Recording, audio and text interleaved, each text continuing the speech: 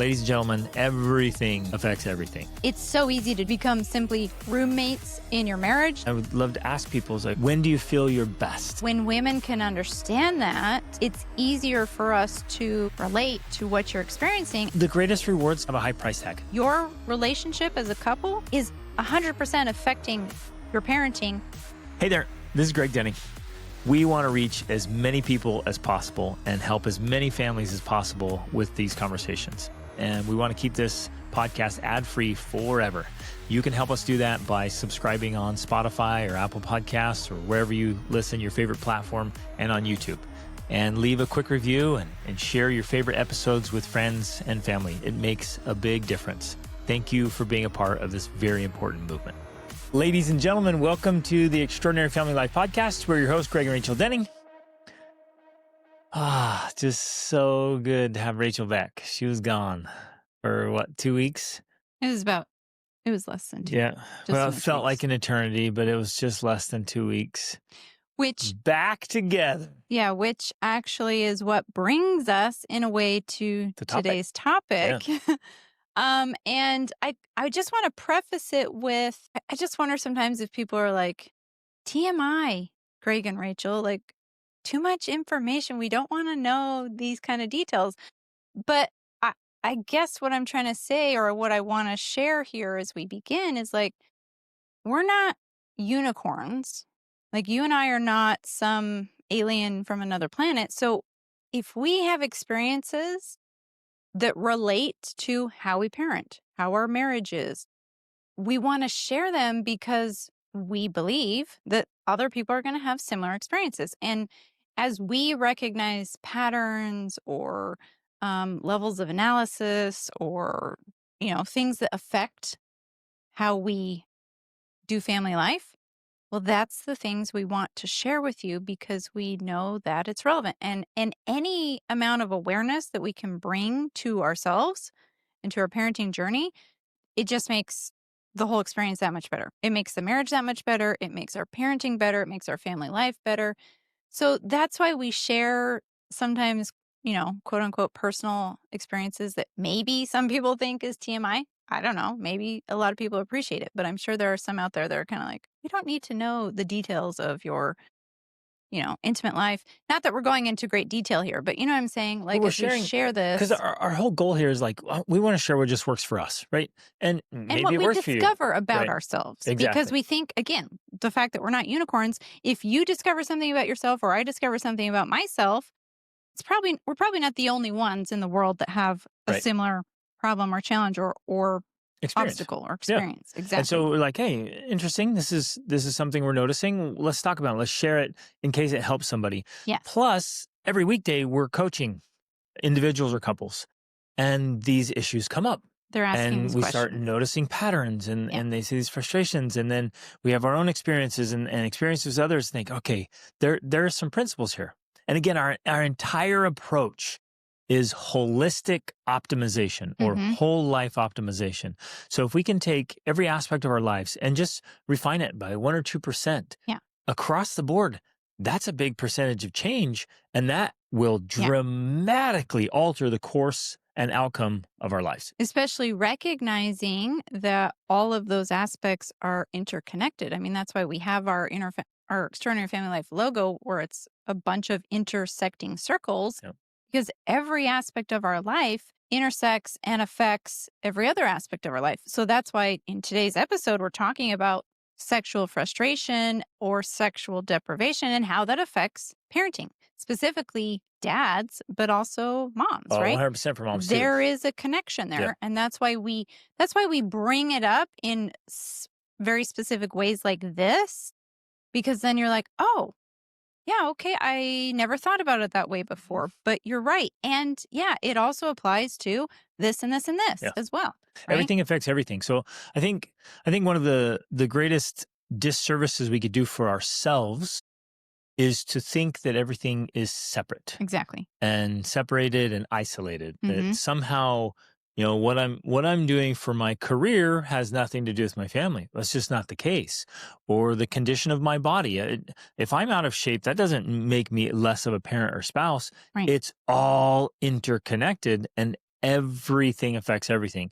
Some people might think it's like, what's going on in my head is mine, it's private. Mm-hmm. It's not affecting my performance at work or my relationships. It's mine and I can think what I want to think. That's simply not true. Exactly. So what's going on inside is, affecting the outside. What's going on the outside is affecting the inside. And every aspect of your life is affecting who you are. And as we always love to talk about, who you are is what's determining how you're showing up as a spouse and as a parent. Exactly. Essentially, you parent who you are. Right. But I think that this is also important, and I'm thinking about it because you just did an interview yesterday with a woman who you're going to be publishing that podcast episode on the Formidable Family Man podcast. But she's a specialist in, she's a cognitive scientist, but specializing in porn addiction. Yeah. And so that is also very relevant because many men think like, well, if I have a porn habit, it's not affecting my parenting. It's not affecting business. It's not affecting my marriage. And that's just not true. Right. Everything is connected, and especially in something like that. So I think that's especially relevant to keep in mind with today's discussion. But I want to start out, I guess, by just sharing, sharing my perspective, but then also what you share with me. So essentially, you already introduced that I have been gone. I went to the States for about 10 or 12 days. And obviously, while I was gone, we didn't have sex because we were apart. And for people that don't know, you don't masturbate. So that didn't happen either. Again, people might be like TMI, but again, we're giving context or we're giving relevance. So we're sharing details in an effort to be more helpful. Exactly. But here's the interesting thing, because I consider you to be one of the best, if not the best dad I know, right? You're an amazing father. You're present. You're loving. You're firm when you need to be firm. You're fun. You're connected. Like, you're a great dad. And so when you tell me things, I find them to be very insightful because I also see you as someone who has a lot of self-discipline, right? You have the ability to do what needs to be done, whether you feel like it or not. And so when you tell me things like, whew, man, when I've gone this long without sex, I feel grumpier as a dad.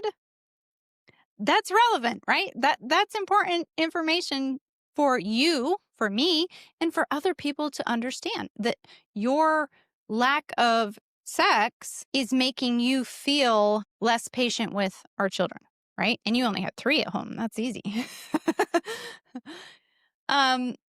So I guess I just want to set it up with that framework of, yes, does self-discipline matter? Absolutely. Does controlling your emotions matter? Yes.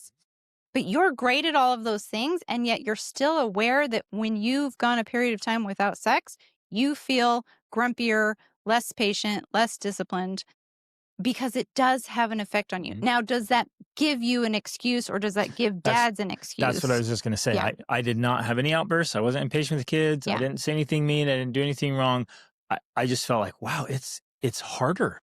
It's harder to be impatient or to be patient. It's harder to be engaged.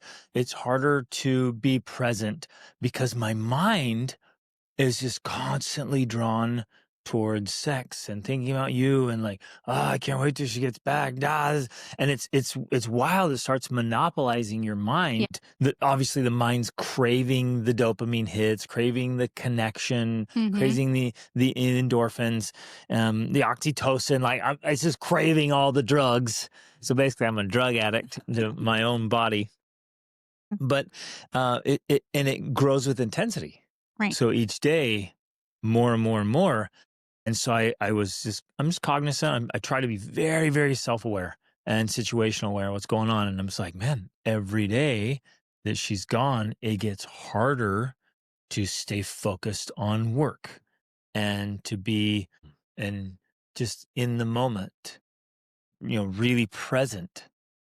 It's just wild. Right. And it's, when you are physically healthy, and your biochemistry is in a good state and you're fit, your libido's in a good place, as all of these things should be and can be. I'm 47, and And so, it's still active, alert, alive, healthy, strong, fit, tight, strong libido as it should be. Like, you hear guys go, once you're over 40, there's no staying in shape and there's no more sex drive, blah, blah, blah, blah, blah. And that's just not the case. So It doesn't have to be. It doesn't have to be the case. It often is because of horrible diets and poor sleep and on and on and on. But what we're saying is like, it's active and alert. And so it was just one more reminder of how other little things that are off can start affecting other aspects of life. Yeah. And so there's a couple things I want to address here. One, I want to talk about how you and I optimize our family to make things easier for us. And two, also that we're not, in no way are we using this episode as like an excuse for men to be grumpy because they haven't had sex or whatnot. You know what I mean? We're just bringing awareness here so that we have this, because the more awareness you have, the more potential you have for change and for improvement. And that's what makes the difference in going from ordinary to extraordinary, is this incremental awareness of your own self and the things you're feeling and dealing with. And I'm not sure people fully realize how important a role this plays in family life. But for us, it makes all the difference. We have made habits, routines, rituals that optimize our way of being so that we're in the best state possible, so that we can parent from the best state possible, so that we can interact as a couple from the best state possible, so that we can show up for work in the best state possible. Like, if there's one thing that summarizes what we do, it's like state optimization. Mm-hmm. We are trying to optimize the best state possible. And that simply just means like you're operating in positive emotion most of the time, not negative emotion. I love this concept so much. And I would love to ask people, it's like, okay, when do you feel your best? And for those of you listening, that's a pretty quick, easy answer. Like, well, okay, when I've gotten good sleep, I get to bed at a good time and sleep well and wake up without interruptions, kind of wake up, I feel great. And then I do a morning routine and some reading, some mindfulness, some stretching, hydration, like, wow, I mean, I feel great. And get a workout in, and then a good healthy breakfast, so really getting good food. Relationships, we feel connected. There's not arguing or fighting. It's peaceful in the home. So you start naming all these things, and you're like, I feel amazing. I feel like my best self. And so to reemphasize what you were saying is, we set up our entire life to revolve around and facilitate that state optimization so that we can feel our best the vast majority of the time. We're making it easier to feel fantastic. Now, and I know there's people out there saying or thinking like, well, that's just not possible most of the time. And that's just not realistic. And in fact, if you look at, say spiritual practitioners, the whole point is to transcend that, to say like, well, I don't need to have sex in order to be my best self, or I don't need food to be my best self, or I don't need, whatever. And I'm like, okay, I get that. There are definitely people that live in that space. But I love what one of the things Wayne Dyer talked about. He's like, I've noticed that those people always live by themselves and never have any children, right? They live in a different world because, yes, they're trying to transcend all of those things and prove that it's possible. And that's wonderful. If you want to pursue that, great. Well, we are talking to family. We need to be able people. to choose like, okay, I had a rough night. Does that mean I'm going to be grumpy? No, I'm still going to be my best self. Gosh, I haven't had any food for 16 hours, or I'm doing a 3-day fast. Can I still be pleasant? Yes. I'm in a lot of pain. My ankle's hurting, or I have this injury. Can I still be engaged? Yes, I can. I went 14 days without sex. Can I still be a present dad? Yes, I can. Yes. Right. So all of the things are possible, but the vast majority of the time, why don't we make it easier on ourselves and feel really, really good by optimizing our lives? Right. Because I feel that, and, I feel especially in the context of family life, which again, going back to, that's who we're talking to. We're not talking to monks meditating in isolation, right? We're talking to family, to parents, to families. We have to learn different strategies to help us navigate this extra challenging lifestyle, right? And yes, we can do those things when we need to, but it's so much easier to push the extra mile and put up with the extra stuff when most of the time we optimize our lives so that we're operating from good states. Like honestly, it gives us more power, right? And so, yeah, the emphasis then is on, and this is the approach we have taken that I feel has worked amazingly well, is that we are continually optimizing ourselves and our rituals and our routines and our habits so that we can maintain positive states. And this really comes down to very simple things. It's when I notice I'm hungry, I get some food rather than waiting and saying I'm too busy right now, until then. Now I'm hangry. And now I'm snapping at the kids because I didn't nourish my body when my body told me it was hungry. And that's such a simple concept, right? And yet so little and yet used. So few people are using it effectively. And then they're wondering why they lose it at their kids. And I'm like, well, part of it is you didn't go to sleep. You were scrolling on Instagram till 1 a.m. And now you're hungry and you're wondering why you're snapping. I don't do those things. That's part of what helps me to be a great mom because I am taking care of myself. I'm getting enough sleep. I'm doing a morning routine. I'm nourishing my mind, body, and spirit. When I'm hungry, I eat so that I'm not operating from a constant state of deprivation in whatever it is, right? And that ties into what we're talking about specifically today, like sexual deprivation. Yeah, great. There are monks who are celibate for their entire life. They don't have kids. And so they don't need to deal with the frustrations of children. And as part of the routines and rituals we have, one of them is regularly connecting intimately, which can be sexually and emotionally, mentally, because we each need those things. And when we do that, we both find ourselves being better parents and better spouses because we're not operating from a state of deprivation or frustration. Right. So basically, and some people, what I was going to say is we're taking care of needs and desires and drivers. Right. Now, some people argue like, well, you only need, food and water. That's the only needs in life. Okay, we're not going to that extreme. We're saying, what are the needs, desires, and drivers that make us at our best? And sexual desire is one of them. Sexual gratification is one of them. We're driven to that. And well, because especially in the context of a marriage, it's keeping you connected. Yep. That sexual drive for you keeps you driven to me, which keeps you connected to me. Right. Where without it, you literally could be off doing it with your dogs and doing other stuff. Just be wandering, having adventures. Wouldn't care about me. Yeah. So it's a drive that's healthy that keeps us connected. Same with my drive and desire to be cherished by you or wanted by you or to have you listen to me. Like both of these things keep us connected in a way that without them, it's so easy to drift apart, to become simply roommates in your marriage, dealing with the transactional things. And that's not fun. Anyone who's in that type of marriage knows that that's not just what they want. It's blah. And so the extraordinary marriage uses the drives that we have as tools to keep us connected. And that's a very positive thing. And it's important to emphasize that I think we're unique because we're not interested in okay. We're not interested in good or even great. I'm not interested in mere survival or getting things done or just merely functioning. I think so many people out there are, and this is their work, their agenda, their whole message is try to get people to, okay. Like forget okay.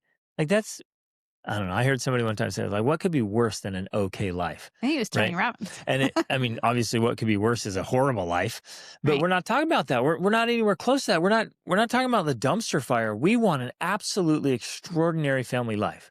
And so in order to get those things, and I hope those of you listening are like, yeah, I want that too. The high noble ideal I'm pursuing. Okay. Then we're going to look at every aspect of what it means to be a man and a woman married with a family. It's like, let's get that optimized.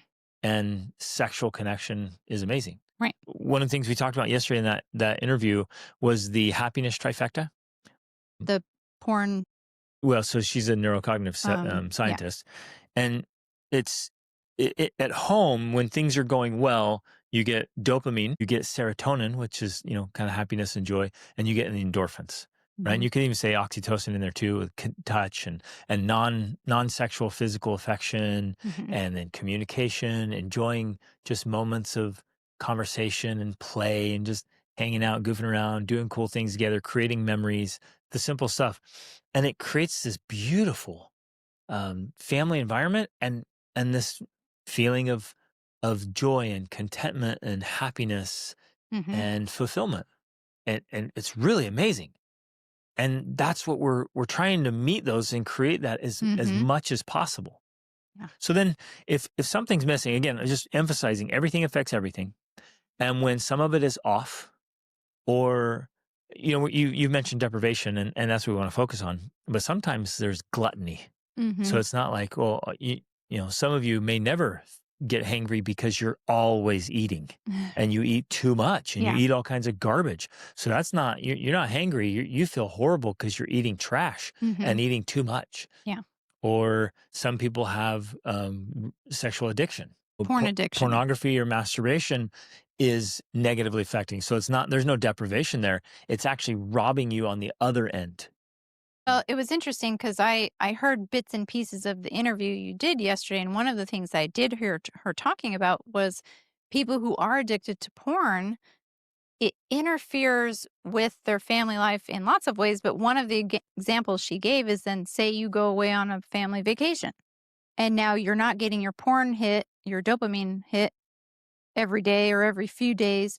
And so now instead of getting your hit that way, you're at the restaurant with your kids and your wife checking out the waitress or whatever, in a way that's becomes uncomfortable for people because you're used to, your brain is addicted to these hits. And when they're not getting at them, then it starts looking for it in other ways, right? Yep. That's one small example. Yeah, her example was awesome where, you get it in porn, but then you get it in social media in small hits by looking at bodies on social media or any media for that example, movies, whatever. And then in real life, it starts to warp your interactions with other human beings. So now you're constantly looking at other women. And so then in real life, in any kind of media and then pornography, it's warping that. And so it starts to disrupt your entire functionality. It's true for what we're, the whole reason we're doing this episode is it starts to monopolize your mind. Yeah. And it starts to distract you from the ability to focus and stay engaged and to do great work. It starts being disruptive in every way. Let's go back then to the core element here is like what's missing in your life, and let's specifically talk about the sexual thing. And I guess one of the things that occurred to me, what's missing or what's in too much abundance. Yeah. So what's off? What's not optimized? What's not good? And with sex specifically, if you don't have a really healthy and wonderful sexual relationship with your spouse, it affects you. We talk to people all the time, and some are like, "No, it doesn't affect me. It doesn't bother me at all. I don't need it," or "No, I never even think about it." Like, nah, man, no. No, you're not. Like it's not. That's just not the case. Because if you're a human being, and your body's anywhere close to normal and healthy, then that is a part of being a human. Well, just because in the work that we've done and the research we've seen, generally in cases like that, there's very often some factor that is limiting or inhibiting that drive for connection. It can be either like weight or simply food, like the wrong types of food, or sometimes it's poor trauma. Sleep. It can be sleep. It could be past trauma. It could be like your framework around it as viewing it as something evil or bad. Like there's a lot of other factors that once you begin to unpack those, for most normal people, you're like, oh, with that out of the way, yeah, I do want to connect with my spouse. And I would say that's 98% of people. Yeah. If you get your body in a good condition, and even people, we see it all the time. It's like, well, no low libido or no sex drive. It's usually those factors you mentioned. And with a few simple changes, like, wow, here it is again. It is back and it feels fantastic. Operating on the sense that you like sex and you like having sex with your spouse, I was realizing, I'm like, man, it's only been, a week or whatever. Okay, not that big of a deal, but still it was so distracting because we have a wonderful sexual relationship and we have sex. I would say the 3 day. I love the 3 day rule. It's Yeah, like I've heard of the 72-hour rule, and I find that that's probably the best overall balance. I think that when couples connect sexually every 72 hours, at least. it keeps things in balance, Yep. like that yin yang balance. It's not too much and overpowering because again, we have lives and businesses and kids and there's stuff going on. But it's also it doesn't lead to that point where and again, this is mostly true for men. I think a lot of women don't fully understand how monopolizing thinking about sex can become for men. Mm-hmm. And I know many women think, well, just control yourself. Like just And it's not just thought, it's physiological. right. Like it's the whole mental, emotional, physical. Right. It is all consuming. Yes. Yeah. And the only thing I can really compare it to best for women is hunger. Like if you haven't eaten for a while, if you hadn't eaten for 3 days and someone said to you, just control yourself. Now I get it. Yeah, it's possible because people do fasts. But the point is it takes over physiologically, mentally, because your body's like, I need this. I'm used to it. And yes, it's possible to go without it and you're not going to die or One whatever. time I went 23 years. 23 Oh, gosh. years. You're a joke. But so I think for women, it's comparing it to that of it's a very physiological thing that is just a part of it's ingrained in who you are in your physiology. Yep. And so when women can understand that, it's easier for us to, I guess, relate to what you're experiencing and then to understand that, yeah, the simplest solution in many ways, if I'm very hungry, the simplest solution is to eat. Unless I'm intentionally doing some sort of fast or not, then great, I fast and I go through that process and that's a good thing to do. But if you do that all the time, it actually becomes unhealthy, right? Mm-hmm. And so again, we're trying to balance it out here. And the simplest solution is like, let's keep these healthy rhythms so that we each are operating in our best state possible. And one thought that occurred to me is I've spoken with many men, and very often they experience sexual frustration constantly. Some because they have sex maybe once or twice a month, and in more extreme cases they go many months. Or we've even heard of people going years, of course. That's true. Yep. Decades. Yeah. That just boggles my mind. I've had conversations with couples at 10, 15 years, no sex. And that's just being roommates. But and partly why we are having this conversation is because then we'll often get contacted by women whose husbands are in that situation.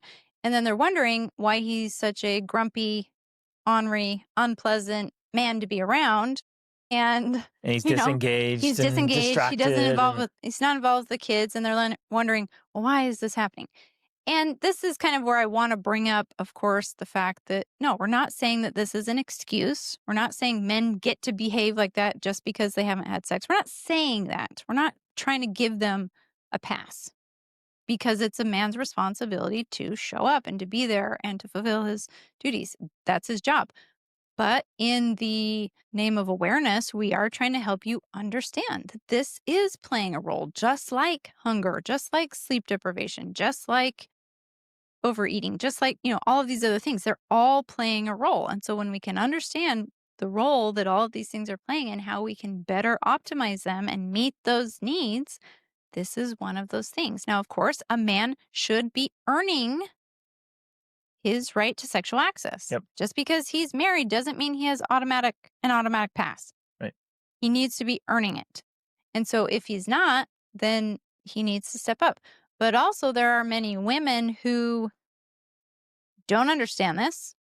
And even if their guy is the best guy in the world and does everything, he still doesn't get access to sex because she just thinks, well, you just need to control yourself and deal with that. Or she's just busy. Or I'm just busy. Or I'm tired. tired. Yep. Or I'm this. Or I'm that. And I remember one time talking to a woman and, she was explaining all the reasons. Like, I've got all this and I've got the plays and I've got the thing. I'm taking the kids and all this stuff. And I'm just too tired at the end of the day. And I said, Imagine if your husband hadn't talked to you for 10 days and then again came home and said, I'm just too tired to talk to you. I've been talking to everyone else all day. No woman would would be okay with that. She wants her husband to talk to her or to listen to her talk when she needs to talk. Mm-hmm. And the same thing is true when it comes to sex. Like a man needs to connect with his wife, just like I need to connect with you, through talking emotionally. So it's a two-way street. It's a give and take relationship, and we have to be able to be there for each other because the same thing happens on the other side for me. If I've got this buildup of thoughts and ideas and worries in my head, right? And I don't have an adult to talk to because I'm home with kids all day, and you come home, I need to talk to you. I need to vent to you. I need to share my thoughts with you. And if I can't do that, that definitely affects my ability to parent well. And you fully expect me to listen. Right. And you should be able to expect that. And I need you to listen. And you need that. And you're longing for it, thinking about it. You want it. So if I come home grumpy, upset, disengaged, like, no, I'm busy, woman. Oh, I don't have time. Or, oh, I'm too tired. I don't want to listen to you talk again. Put a pillow over my head. Then it goes both ways, right? You're going to have all these unmet needs and desires. Right. And then I'm going to have the unmet needs and desires. And I guess the whole kind of the puzzle pieces we're putting together here is like that is affecting how effective we are as parents. Exactly. And the whole family culture, family dynamics, and ultimately family legacy, because we're not operating in a great state. Mm-hmm. So the invitation, I guess, today is like, take a look at the things that are off or missing in your life and get way more proactive and strategic about meeting the needs and desires, the good. Now, I'm not talking, people get confused and like, well, I need to watch YouTube videos and I need to entertain myself. And yes. I need some donuts right now because my body's craving. I'm going to listen to my body. And like, bro, that's not what we're talking about. We're talking about the needs and drivers that make you better, that build you up, that help you become your best self, not your, addictions or gluttonous passions, indulgences. Yeah, that's a great word. It's like, we're not talking about your indulgences. Just say, what is it that makes me my best self? And honestly, a beautiful sexual relationship is part of that. It really is. And marriage is a sexual contract. We've taught that often and we talk about it a lot. And so that needs to be a great part of it. And so if you're regularly having great sex and both of you are enjoying it and fulfilled, wowzers, it makes such a big difference. And maybe that's something that we need to specifically point out because for some people, maybe they're not enjoying it and they're like, oh, it's just this checkbox. I got to do it because the Denning said so, But if the point is, you should be enjoying it. Yep. If you're not enjoying it, that's another opportunity to gain awareness about why. Why am I not enjoying this? Why is this not? Because it should be like getting a massage or something other like that. Yeah, it takes time. Maybe you got to put some space in your schedule, but ultimately it should be a net positive experience rather than I feel worse afterwards, right? For whatever reason.